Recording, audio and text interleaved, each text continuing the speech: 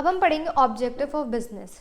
ठीक है, ऑब्जेक्टिव क्या होता है, जो भी हम एंड गोल होते हैं जिनको हम अचीव करना चाहते हैं वो हमारे ऑब्जेक्टिव होते हैं। जैसे हम चाहते हैं कि हमारे 95+ % जो है एग्जामिनेशन में आए, तो बिजनेस के क्या ऑब्जेक्टिव हो सकते हैं, क्वांटिटेटिव टर्म में क्या ऑब्जेक्टिव हो सकते हैं, ये हो सकता है कि जो सेल्स है वो 10% इंक्रीज हो जाए, अर्निंग हमारी 20% से इंक्रीज हो जाए। ठीक, तो जो ऑब्जेक्टिव है वो भी 3 टाइप के हैं, economic objective, social objective and individual या फिर ह्यूमन ऑब्जेक्टिव। ठीक, इकोनॉमिक ऑब्जेक्टिव में पहला क्या है, प्रॉफिट अर्निंग।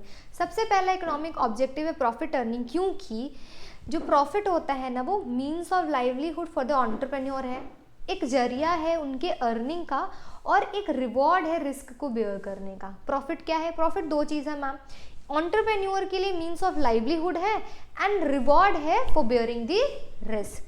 ठीक, दूसरा क्या है, सर्वाइवल। हमने प्रॉफिट अर्न कर लिया, हमने लाइवलीहुड के लिए व्यवस्था कर ली भैया, अब रिस्क भी ले लिया, अब हम सर्वाइवल की बात करेंगे। सर्वाइवल मतलब कि हम फ्यूचर की बात कर रहे हैं कि ये जो बिजनेस है ये अभी के लिए, प्रॉफिट अर्निंग क्या है, अभी के लिए सूटेबल है, पर हमें क्या चाहिए, फ्यूचर में भी ये बिजनेस रन करे, इसलिए हम सर्वाइवल की बात करते हैं। Every business aims to ensure that it continues to survive and exist in the future. Survival is possible only when organization is able to earn enough revenue cover its cost. अगर हमारा revenue जो है वो cost से ज़्यादा होगा तब भी हम प्रॉफिट अर्न कर सकते हैं, तभी हम सर्वाइवल की बात कर सकते हैं। नेक्स्ट आपका ग्रोथ है। ग्रोथ से क्या कहता है, ग्रोथ ये कहता है कि हम डाइवर्सिफिकेशन या फिर एक्सपेंशन की बात करते हैं। दोनों में डिफरेंस क्या है, दोनों में डिफरेंस ये है, एक्सपेंशन मतलब मान लेते हैं मेरा एक स्वीट शॉप है, ठीक, मिठाई की दुकान है। एक्सपेंशन क्या किया मैंने, इसके अलग ब्रांच खोल दिए वाराणसी में, ठीक, और ऐसा ही सेम प्रयागराज में, इंदौर में, अलग अलग जगह मैंने किया स्वीट शॉप। ये क्या हो गया, एक्सपेंशन ऑफ बिजनेस हो गया। आपने बिजनेस को क्या किया, बढ़ा दिया। डाइवर्सिफिकेशन क्या था, मेरे स्वीट के बिजनेस थे, मैंने क्या किया, इसके साथ ना मैंने एक रेस्टोरेंट भी खोल दिया, ठीक, या फिर मैंने क्या करा, एक बेकरी शॉप खोल दी। स्वीट्स के साथ साथ मैं केक भी अब अवेलेबल है, ठीक है। क्या है डाइवर्सिफिकेशन, क्या हम यहाँ पे बेकरी का काम नहीं करते थे। बेकरी और स्वीट्स में दोनों फ़र्क है, हालांकि दोनों ईटेबल्स हैं बट दोनों अलग है। बेकरी शॉप पे आपको उस हिसाब से आपको बेकर्स चाहिए, आपका अवन चाहिए, उसके आइटम्स अलग हैं। स्वीट्स के आइटम्स अलग हैं। आप क्या कह सकते हो कि क्लोथ, ठीक है, क्लोथ्स का बिजनेस करने लगे तो क्या हो गया, ये डाइवर्सिफिकेशन हो गया, आपका बिजनेस डाइवर्ट हो गया, दूसरे डायरेक्शन में भी आ गया है। एक्सपेंशन मतलब सेम यही बढ़ गया है, एक्सपैंड हो गया है। एक शॉप था और बढ़ गया और बढ़ गया और बढ़ गया, ये एक्सपेंशन हो गया। डाइवर्सिफिकेशन क्या हो गया, ये अलग ये अलग, ठीक है। सोशल ऑब्जेक्टिव्स की बात करते हैं। सबसे पहला सोशल ऑब्जेक्टिव आपका है, देखिए कुछ ऐसे ऑब्जेक्टिव्स है ना बिजनेस के जो सोसाइटी के लिए होने चाहिए, सोसाइटी के लिए फ़ायदे होने चाहिए। जैसे supply of desired quality of product, इसका मतलब क्या है कि हमने जो भी गुड्स सप्लाई कर रहे हैं, जो भी गुड्स हम प्रोड्यूस कर रहे हैं, बीइंग अ बिजनेस, हमें कस्टमर की एक्सपेक्टेशन के अकॉर्डिंग रहनी चाहिए। क्वालिटी मेंटेन करनी चाहिए। क्या मेंटेन करनी चाहिए, क्वालिटी, ड्यूरेबिलिटी। जैसे टीवी, रेफ्रिजरेटर, इसमें क्या है कि इससे किसी भी तरह का उनको नुकसान ना हो, ठीक है। प्योरिटी किसके केस में, मेडिसिन के केस में। सेफ्टी किस में, प्रेशर कुकर।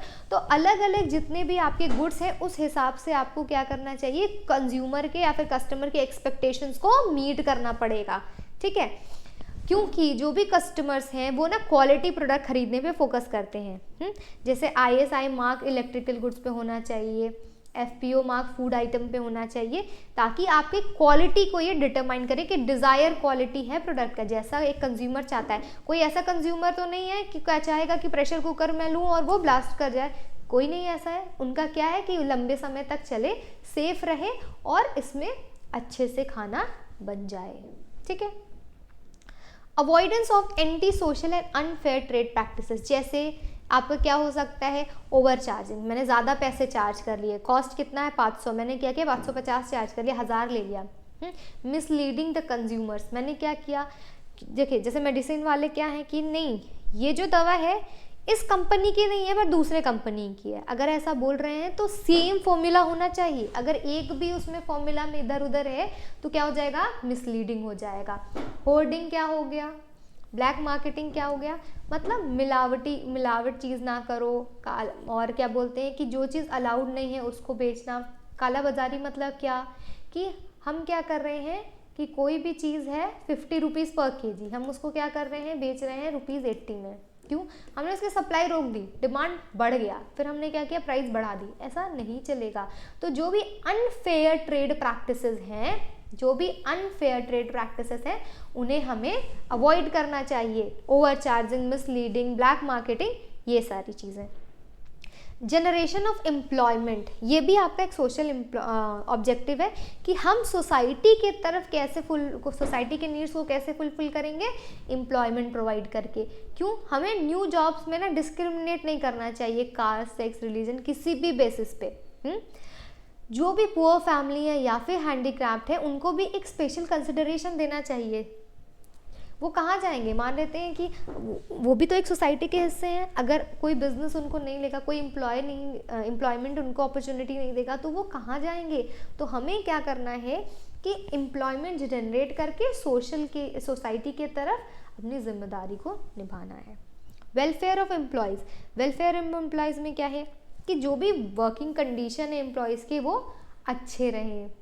उनको एक, जैसे कि आप कहीं भी जा रहे हो, आपको वर्क करने के लिए एक प्रॉपर लाइट की ज़रूरत होती है जिसमें आपको अच्छे से चीज़ें विजिबल रहे। डिम लाइट रहेगी, आपको अच्छे से चीज़ें विजिबल नहीं रहेगी, आपकी आंखों पे भी असर करेगा एंड वो वर्क पे भी असर करेगा। तो हमने क्या देखा, सोशल ऑब्जेक्टिव में क्या क्या है। सोशल ऑब्जेक्टिव में है कि डिज़ायर क्वालिटी के प्रोडक्ट होने चाहिए, अनफेयर ट्रेड प्रैक्टिसेस को अवॉइड करना चाहिए, एम्प्लॉयमेंट जनरेशन करने चाहिए and welfare of employ. Human individual objectives में क्या क्या है, जैसे क्या होता है ना कि कुछ ऑब्जेक्टिव्स ऐसे हैं जो कि इंडिविजुअल नीड्स को सेटिस्फाई करने के लिए, पूरी सोसाइटी को नहीं, इंडिविजुअल नीड्स को, जैसे health and safe working condition, healthy. आपको एक कहीं भी आप वर्क करने जा रहे हो तो जो एम्प्लॉयज़ हैं उनको एक अच्छा वॉशरूम, क्लीन वॉशरूम अवेलेबल होना चाहिए। जहाँ वो वर्क कर रहे हैं वो प्लेस सेफ होना चाहिए। इन्वायरमेंट आपकी हेल्दी होनी चाहिए। टू पे fair and competitive price salary, prevailing market price है ₹10K, तो आपको उससे कम तो नहीं पर के सैलरी प्रोवाइड करनी चाहिए। अपॉर्चुनिटी पर्सनल ग्रोथ के लिए, आपका एक बिजनेस के जो ऑब्जेक्टिव है वो तो है, लेकिन हमें पर्सनल ऑब्जेक्टिव को नहीं भूलना चाहिए। ठीक है, कोई भी एम्प्लॉय आपके क्या वर्क कर रहा है तो उसके कुछ पर्सनल ऑब्जेक्टिव भी है, तो उसकी पर्सनल ग्रोथ पे भी ध्यान देना पड़ता है। To provide reasonable security of services, to provide various financial and non financial incentive in order to motivate the workers. तो हमने क्या देखा, ऑब्जेक्टिव ऑफ बिजनेस 3 थे। क्या थे, फाइनेंशियल, या फिर आप कह सकते हैं कि economic objective, profit earning, survival growth, social objective and then others जिसमें है ह्यूमन और इंडिविजुअल। नेक्स्ट है आपका role of profit in business. Profit क्यों ज़रूरी है, देखिए सारे बिजनेस का ना मेन ऑब्जेक्टिव क्या रहता है, प्रॉफिट मैक्सिमाइजेशन। सभी बिजनेस ये चाहती है कि हम अपने बिजनेस के थ्रू प्रॉफिट को मैक्सिमाइज कर पाएँ। सारे बिजनेस चाहते हैं, आप नहीं चाहोगे? हाँ मैम, हम भी अगर बिजनेस करेंगे तो हम भी ये चाहेंगे कि हम अपने प्रॉफिट को ज़्यादा से ज़्यादा कर सकें। लेकिन प्रॉफिट के अलावा भी कई सारे ऐसे चीज़ हैं जो कि आपके लिए इम्पॉर्टेंट है बिजनेस में। प्रॉफिट तो है, एसेंशियल है, बट सिर्फ प्रॉफिट से बिजनेस नहीं होगा ना। अगर आप सिर्फ प्रॉफिट की बात कर दोगे तो आप बहुत सारी चीज़ जो है वो इग्नोर कर दोगे। अगर आप सिर्फ प्रॉफिट के पीछे रहोगे तो बाकी और इम्पॉर्टेंट चीज़ बिजनेस का वो आप इग्नोर कर दोगे।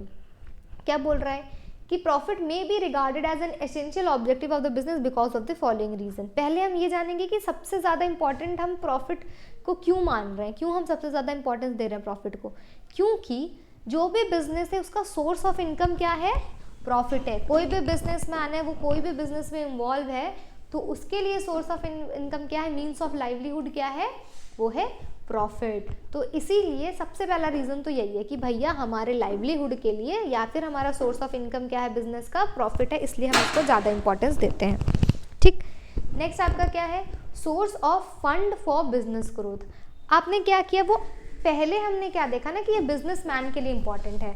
ठीक, बिजनेसमैन के लिए इम्पॉर्टेंट है, जैसे कि उनके लाइवलीहुड के लिए, उनके लिए अर्निंग हो गई।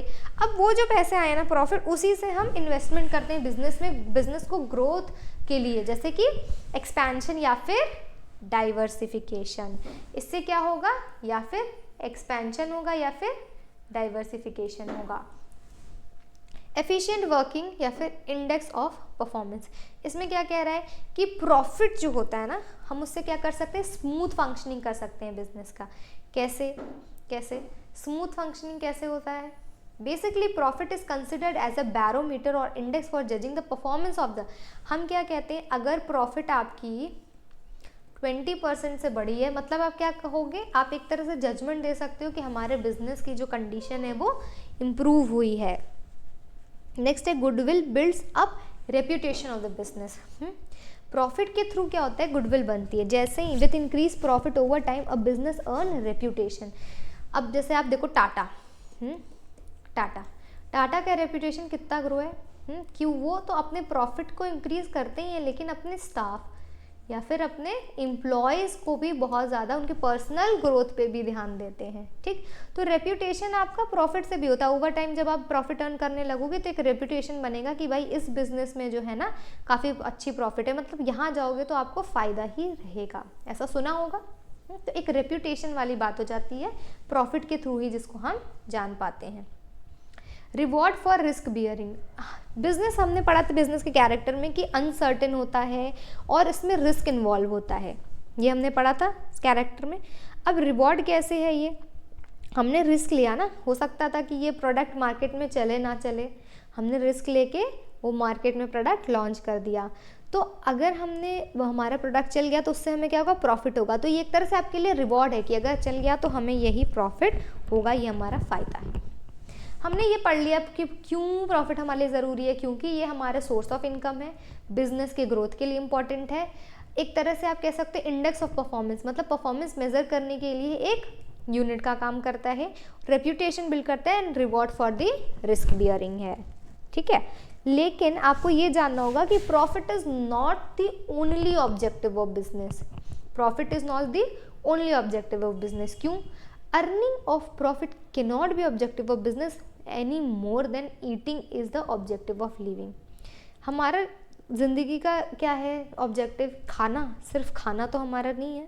हालांकि आजकल बहुत सारे फूडी हैं, वो कहते हैं कि हाँ हम खाने के लिए तो करते हैं सब काम, पर ऐसा नहीं है, बहुत सारे एक्स्ट्रा भी चीज़ें हैं जो आपके लिए इम्पॉर्टेंट हैं। अगर आप सिर्फ और सिर्फ बिजनेस को सिर्फ और सिर्फ प्रॉफिट को आप मोटिव बना के चलोगे अपने बिजनेस का, तो आप वर्कर के इंटरेस्ट को इग्नोर कर दोगे।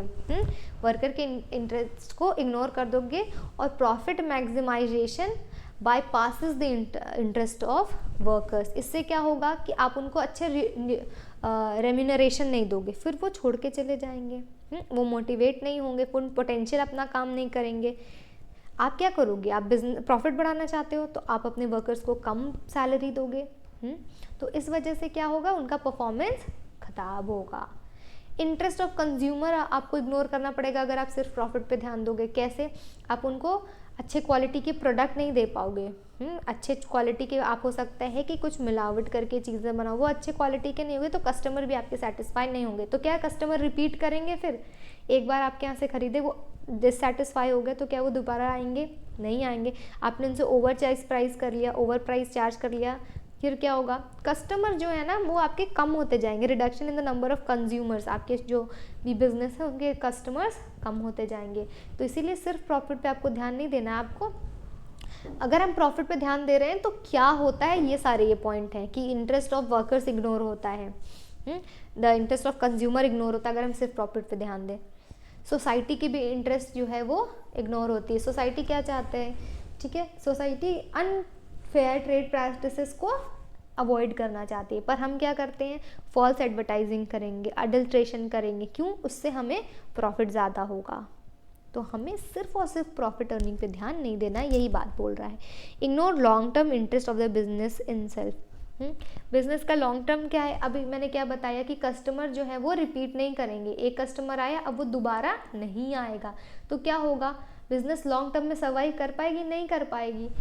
तो ये सारे रीज़न थे जिसकी वजह से सिर्फ और सिर्फ बिजनेस में प्रॉफिट ही मैक्सिमाइजेशन आपका सोल ऑब्जेक्टिव नहीं है। कंक्लूजन क्या निकलता है? It can be calculated that earning profits cannot be the sole objective of any business enterprise. Too much emphasis on profit to the exclusion of other economic and social objective can drag the business to such a dangerous position. In fact, it might not even survive any further.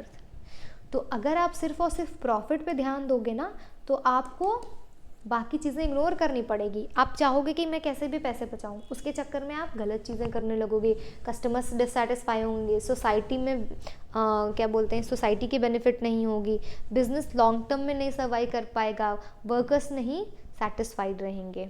ठीक, I hope आपको ये lecture थोड़ा अच्छा लगा हो, and next lecture में मिलते हैं.